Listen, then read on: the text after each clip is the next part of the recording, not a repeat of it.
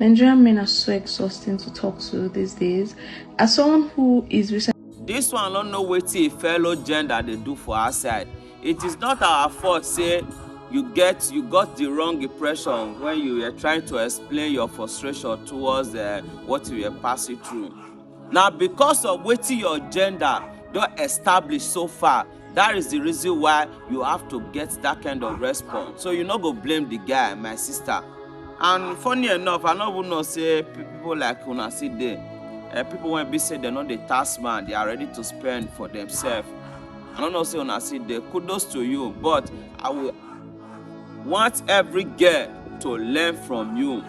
It is obvious that you were raised well, you are responsible. Yes, and I don't bother for the parents when they raise you. It is not easy. Like what you said right now, you said you are going to visit your father. I don't feel they talk on before. Any woman, any pikin wey be say papa and mama raise, they are always different from the ones when one person raise, either single father or single mother. Yes, because your father will have your time, your mother will have your time. If both parents raise you, the product is not. It is very obvious.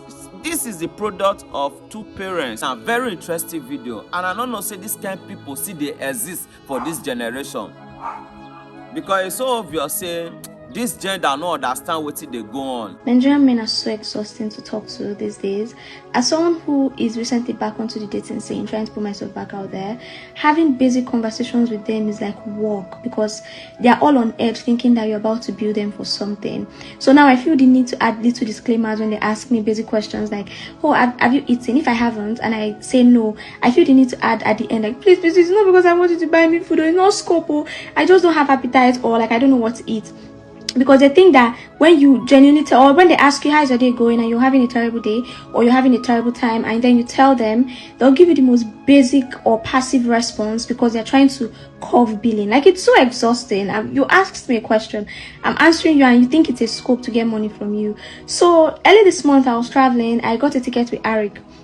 If you asked the flight, Arik texted and said the government had grounded the flight. So my bags were already packed, so I got another ticket immediately with Aero.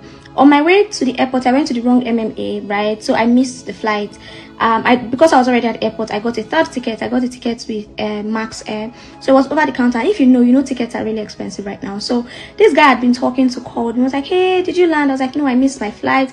I was obviously very frustrated. So I was like, I'm so frustrated. I can't believe I've spent close to 450k on 3 different local tickets. Like, it feels so wrong. And like with zero empathy and a slight chuckle, he goes, okay, I guess this is your official first billing. Send your account number.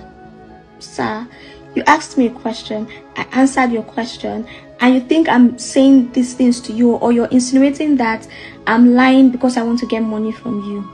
So he was like, no, he understands that he's just trying to help. And I was like, no, if you're trying to help, you would say, oh, yeah, you're having a terrible day, let me take your phone off the ticket. But you saw my telling you about the frustrating day that I'm having, me wanting to go and see my dad, as me cooking up a story to take money from you. And it was like, no. So went back and forth. I ended up not sending the account number, and that was that.